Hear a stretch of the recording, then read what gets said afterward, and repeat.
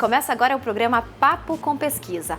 Hoje nós vamos trazer um estudo que fala da história construída pelos negros aqui na região do Vale dos Sinos. A proposta do projeto é refletir a construção da identidade destas pessoas antes e depois da escravidão, através de documentos históricos, entrevistas e outros levantamentos. Estamos em 2015. Há exatamente 127 anos, a princesa Isabel, filha de Dom Pedro II, assinava a Lei Áurea, documento que dava fim à escravidão no Brasil. Fomos o último país da América a libertar os escravos vindos da África. Eles eram trazidos de lá em navios negreiros, sem higiene e conforto, para prestar serviços braçais nas plantações, criações de gado e até mesmo dentro das casas de seus senhores. Mais de um século se passou, grande parte da população luta pelo fim da desigualdade e preconceito, mas a verdade é que ainda existe um longo caminho a trilhar. A gente pode ter o mesmo caminho, só que as oportunidades nunca são iguais, sabe? É como se a gente percorresse o mesmo trajeto, só que no ponto de partida a gente já sai atrás, entendeu? Aqui no Vale dos Sinos, as famílias possuíam de 12 a 20 escravos que executavam as tarefas mais pesadas. Além de lavouras, os negros também trabalhavam nas indústrias de couro e calçado, setores que até hoje são muito importantes para a economia local. Novo Hamburgo, cidade por ser conhecida pela colonização alemã, também guarda muitas memórias afrodescendentes. E aqui na Sociedade Cruzeiro do Sul, localizada no bairro Primavera, é possível resgatar a necessidade que os escravos tinham de se divertir, falar sobre suas crenças e serem os donos de suas próprias vidas. Jailson é o atual presidente da Cruzeiro do Sul. Fundada em 1922, a sociedade é conhecida principalmente por seus desfiles e conquistas nos carnavais da cidade. Mas sua história vai muito além. Aqui existe a tradição e cultura negra. E com orgulho eu vou cantar.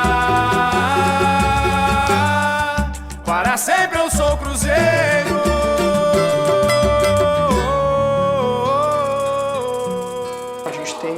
Uma história muito rica, como uma sociedade fundada no início do século passado, 30 e poucos anos após o final da escravidão, onde os negros dentro da região aqui do Vale dos Sinos, eles não poderiam adentrar outros espaços, outros clubes sociais.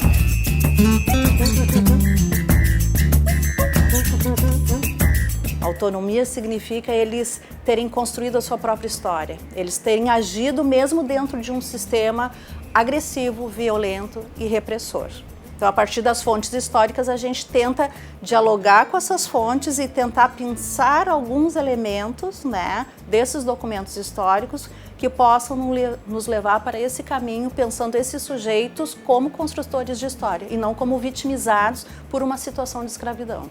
Através de acervos de arquivos públicos com documentos históricos e cartas de alforria, que era uma espécie de libertação parcial do escravo muito comum na época, os personagens que lá existiam vão se tornando reais na pesquisa atual. A ideia do projeto é trazer humanidade para esses sujeitos, no sentido de presença histórica e construção histórica.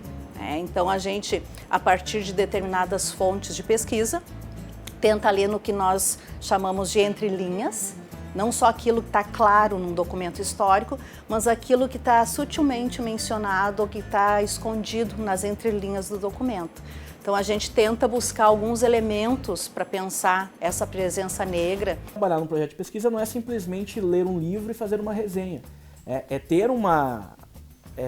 Tentar, pelo menos, buscar ter uma sensibilidade maior para ouvir a fonte, para ouvir o documento, para ouvir quem estiver disposto a falar, seja ele uma pessoa, seja ele um documento. A gente costuma brincar, que o documento fala muitas vezes, O conhecimento adquirido através da pesquisa tem como principal objetivo mostrar essas histórias de valores construída por pessoas que, mesmo sob tortura, cultivaram suas memórias e crenças.